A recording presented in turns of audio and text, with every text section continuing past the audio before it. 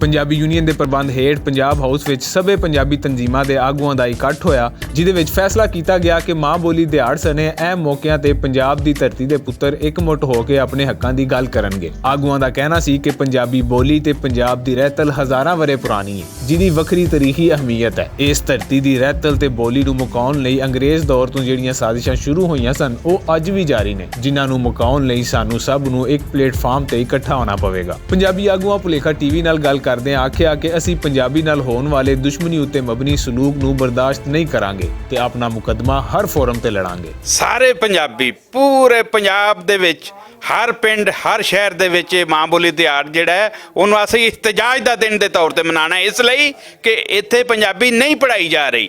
ਅਸੀਂ ਪੰਜਾਬੀ ਨੂੰ ਲਾਜ਼ਮੀ ਮਜ਼ਮੂਨ ਦੇ ਤੌਰ ਤੇ ਕਮ ਅਜ਼ ਕਮ ਨਹੀਂ ਤੇ ਅਸੀਂ ਜ਼ਰੀਆ ਤਲੀਮ ਚਾਹੁੰਦੇ ਹਾਂ ਕਿ ਪੰਜਾਬ ਦੇ ਵਿੱਚ ਪੰਜਾਬੀ ਹੋਣੀ ਚਾਹੀਦੀ ਹੈ।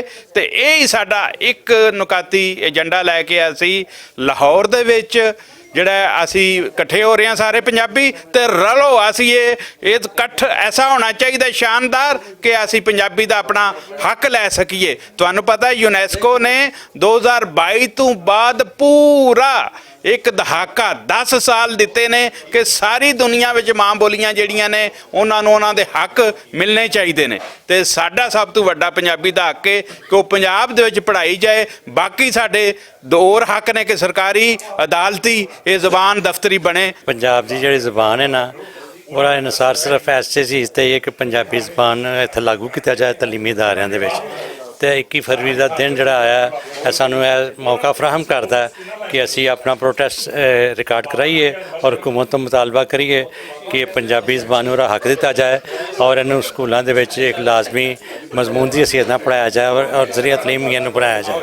ਔਰ ਇਸ ਮਕਸਦ ਲਈ ਪੰਜਾਬ ਦੇ ਲੋਕ ਜਿਹੜਾ ਨਾ ਉਹਨਾਂ ਤੋਂ ਅਪੀਲ ਹੈ ਕਿ ਉਹ ਆਉਣ ਔਰ ਪੰਜਾਬ ਦੇ ਜ਼ਬਾਨ ਦੇ ਹੱਕ ਦੇ ਵਿੱਚ ਰੈਲੀ ਕੱਢਣ ਔਰ ਪ੍ਰੋਟੈਸਟ ਆਪਣਾ ਰਿਕਾਰਡ ਕਰਾਉਣ। ਬਹੁਤ ਸੋਹਣਾ ਇਕੱਠ ਜੀ, ਬਹੁਤ ਸੋਹਣਾ। ਔਰ ਮੁਦੱਸਰ ਇਕਬਾਲ ਭੱਟ ਹੋਰਾਂ ਦਾ ਔਰ 21 ਫਰਵਰੀ ਸਾਨੂੰ ਹਰ ਸਾਲ ਯਾਦ ਦਿਵਾਉਂਦਾ ਹੈ ਕਿ ਦੁਨੀਆ ਜਹਾਨ ਦੇ ਵਿੱਚ ਉਹਨਾਂ ਦੀ ਬੋਲੀਆਂ ਦਾ ਰਾਜ ਹੈ। ਪੰਜਾਬੀ ਵਾਹਿਦ ਕੌਮ ਹੈ ਜਿਹੜੀ 12 ਕਰੋੜ ਜਿਨ੍ਹਾਂ ਦੀ ਆਬਾਦੀ ਹੈ, ਲੇਕਿਨ ਉਹ ਆਪਣੀ ਜ਼ਬਾਨ ਅਜੇ ਤੱਕ ਨਹੀਂ ਲੈ ਸਕੇ।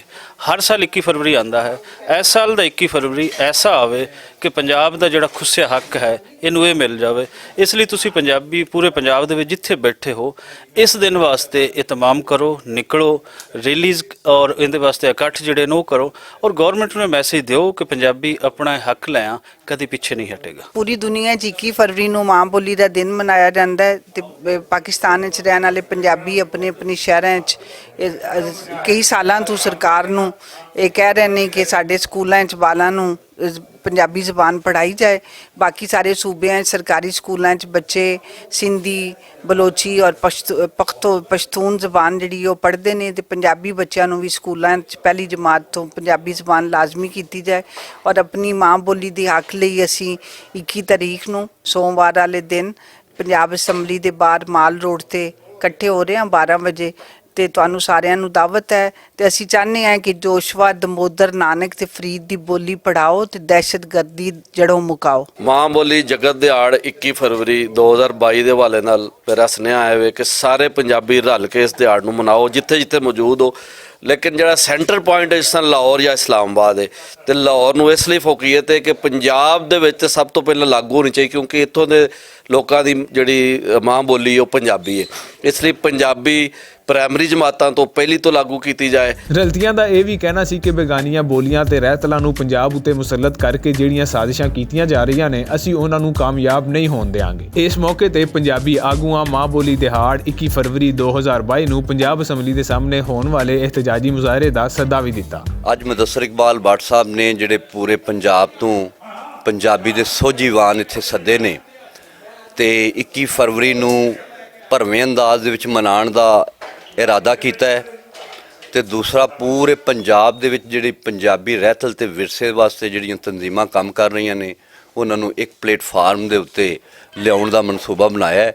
ਅਸੀਂ ਬੜੇ ਖੁਸ਼ ਹਾਂ ਇਹਨਾਂ ਦੇ ਇਸ ਕੰਮ ਦੇ ਵਾਸਤੇ ਤੇ 21 ਫਰਵਰੀ ਨੂੰ ਇਨਸ਼ਾ ਅੱਲਾਹ ਤਾਲਾ ਅਸੀਂ ਪੂਰੇ ਪੰਜਾਬ ਦੇ ਵਿੱਚ ਜਿਹੜੇ ਸਾਡੇ ਆਮ ਖਿਆਲ ਲੋਕ ਨੇ ਜਿਹੜੇ ਧਰਤੀ ਨਾਲ, ਵਿਰਸੇ ਨਾਲ, ਰਹਿਤਲ ਨਾਲ ਪ੍ਰੀਤ ਕਰਦੇ ਨੇ ਉਹਨਾਂ ਅੱਗੇ ਗੁਜ਼ਾਰਿਸ਼ ਹੈ ਕਿ 21 ਫਰਵਰੀ ਨੂੰ 12 ਵਜੇ ਦਿਨ ਪੰਜਾਬ ਅਸੈਂਬਲੀ ਦੇ ਸਾਹਮਣੇ ਪਹੁੰਚ ਕੇ ਆਪਣਾ ਇhtਜਾਜ ਰਿਕਾਰਡ ਕਰਵਾਓ। ਅਸੀਂ 21 ਫਰਵਰੀ ਦੇ ਹਵਾਲੇ ਨਾਲ ਦਾਵਤ ਦੇ ਰਹੇ ਹਾਂ, ਸੱਦਾ ਦੇ ਰਹੇ ਹਾਂ ਮਿਹਨਤਕਸ਼ਾਂ ਨੂੰ, ਖਾਸ ਕਰਕੇ ਮਜ਼ਦੂਰਾਂ ਕਿਸਾਨਾਂ ਨੂੰ, ਕਿ ਉਹ ਆਪਣੇ ਖੁੰਝੇ ਹੋਏ ਵਿਰਸੇ ਨੂੰ ਪਾਣ। ਉਹ ਬਾਬਾ ਫਰੀਦ, ਬੁੱਲੇ ਸ਼ਾਹ, ਭਗਤ ਸਿੰਘ, ਊਧਮ ਸਿੰਘ ਸ਼ਹੀਦ ਔਰ ਆਪਣੀ ਤਾਰੀਖ ਤੋਂ ਜੇ ਵਾਕਫੀਅਤ ਹਾਸਲ ਕਰਨਾ ਚਾਹੁੰਦੇ ਨੇ ਤੇ ਉਹਨਾਂ ਨੂੰ ਜੁੜਨਾ ਪਏਗਾ ਆਪਣੀ ਮਾਂ ਬੋਲੀ ਦੇ ਨਾਲ। ਤੇ ਨਾਲ ਅਸੀਂ ਡਿਮਾਂਡ ਕਰਦੇ ਹਾਂ, ਮੁਤਾਲਬਾ ਕਰਦੇ ਹਾਂ ਹਕੂਮਤ ਕੋਲੋਂ ਕਿ ਜਿਹੜਾ ਅਕਵਾਮ ਮੁਤਹਿਦਾ ਦੇ ਚਾਰਟਰ ਦੇ ਮੁਤਾਬਕ ਹਰ ਬੰਦੇ ਨੂੰ ਹੱਕ ਹੈ ਕਿ ਉਹਨੂੰ ਉਹਦੀ ਮਾਦਰੀ ਜ਼ੁਬਾਨ ਵਿੱਚ ਤਾਲੀਮ ਹਾਸਲ ਕਰਨ ਦਾ ਮੌਕਾ ਦਿੱਤਾ ਜਾਏ।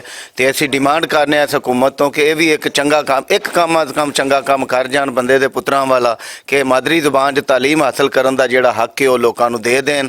ਖਾਸ ਕਰਕੇ ਇਸ ਮੁਲਕ ਦੇ ਮਜ਼ਦੂਰ ਤੇ ਕਿਸਾਨ ਜਿਹੜੇ ਵਾਂਝੇ ਨੇ, ਜਿਨ੍ਹਾਂ ਕੋਲ ਇਲਮ ਨਹੀਂ, ਤਾਲੀਮ ਨਹੀਂ, ਉਹਨਾਂ ਲਈ ਜ਼ਰੂਰੀ ਹੈ ਕਿ ਉਹਨਾਂ ਨੂੰ ਉਹਨਾਂ ਦੀ ਮਾਂ ਬੋਲੀ ਦੇ ਵਿੱਚ ਤਾਲੀਮ ਦਿੱਤੀ ਜਾਏ। ਥਾਣਿਆਂ ਦੀ, ਕਚਹਿਰੀਆਂ ਦੀ, ਅਦਾਲਤਾਂ ਦੀ, ਦਫ਼ਤਰਾਂ ਦੀ ਜ਼ੁਬਾਨ ਨੂੰ ਪੰਜਾਬੀ ਬਣਾਇਆ ਜਾਏ ਤਾਂ ਕਿ ਲੋਕ ਆਪਣੇ ਵਿਰਸੇ ਤੋਂ ਵਾਕਿਫ ਹੋ ਸਕਣ। ਮੈਂ ਸਾਰੇ ਪੰਜਾਬੀ ਜਿਹੜੇ ਸਾਡੇ ਸੰਗਤਾਂ ਨੇ, ਜਿਨ ਤਰ੍ਹਾਂ ਸਾਡੀਆਂ ਤਨਜ਼ੀਮਾਂ ਨੇ, ਜਿਤਨੇ ਵੀ ਲੋਕ ਕੰਮ ਕਰ ਰਹੇ, ਉਹਨਾਂ ਨੂੰ ਕਹਾਂਗਾ ਕਿ ਜਿਸ ਸ਼ਹਿਰ, ਜਿਸ ਜ਼ਿਲ੍ਹੇ, ਜਿਹੜੀ ਤਹਿਸੀਲ 'ਚ ਵੀ ਰਹਿ ਰਹੇ ਨੇ, ਮਾਂ ਬੋਲੀ ਵਾਸਤੇ ਆਵਾਜ਼ ਉਠਾਓ, ਕਿਉਂਕਿ ਸਾਡੀ ਜ਼ਿੰਮੇਵਾਰੀ ਕਿ ਅਸੀਂ ਫੈਡਰਲ ਵਿੱਚ ਆ। ਤੇ ਬਾਕੀ ਜਿਹੜੇ ਇਕੱਠ ਨੇ ਲਾਹੌਰ 'ਚ ਵੀ ਹੋ ਰਹੇ ਨੇ, ਇਸਲਾਮਾਬਾਦ ਵੀ ਹੋ ਰਿਹਾ 21 ਫਰਵਰੀ ਨੂੰ। ਅਸੀਂ ਇਸ ਵਾਰੀ ਗੁਜਰਾਂਵਾਲਾ, ਖਲੀਲ ਔਜਲਾ ਸਾਹਿਬ ਦੀ ਮੁਹੱਬਤ ਨਾਲ ਗੁਜਰਾਂਵਾਲਾ ਆਪਣਾ ਇਸ ਪ੍ਰੋਗਰਾਮ ਨੂੰ ਤਰਤੀਬ ਦਿੱਤਾ ਹੈ। ਤੇ ਜਿਹੜੇ ਲੋਕ ਗੁਜਰਾਂਵਾਲੇ ਦੇ ਨੇੜੇ ਨੇ ਉਹ ਸਾਡੇ ਨਾਲ ਰਲਤ ਕਰਨ, ਲਾਹੌਰ ਵਾਲੇ ਕੋਸ਼ਿਸ਼ ਕਰਨ, ਕਸੂਰ ਵਾਲੇ ਜਾਂ ਉਸਦੇ ਜਿਹੜੇ ਨਵਾਜ਼ ਲੋਕ ਨੇ ਲਾਹੌਰ ਆ ਕੇ ਰੈਲੀ। ਤੇ ਭੱਟ ਸਾਹਿਬ ਦੀ ਅਜ਼ਮਤ ਨੂੰ ਸਲਾਮ ਹੈ ਕਿ ਜਿਹੜੇ ਸਾਨੂੰ ਸੱਦਾ ਦਿੰਦੇ, ਖਵਾਉਂਦੇ ਵੀ, ਪਿਆਉਂਦੇ ਵੀ, ਤੇ ਫਿਰ ਆਉਂਦੇ ਨੇ ਠੀਕ ਹੈ ਬਾਈ, ਖੁਸ਼ ਹੋ ਕੇ ਜਾਓ।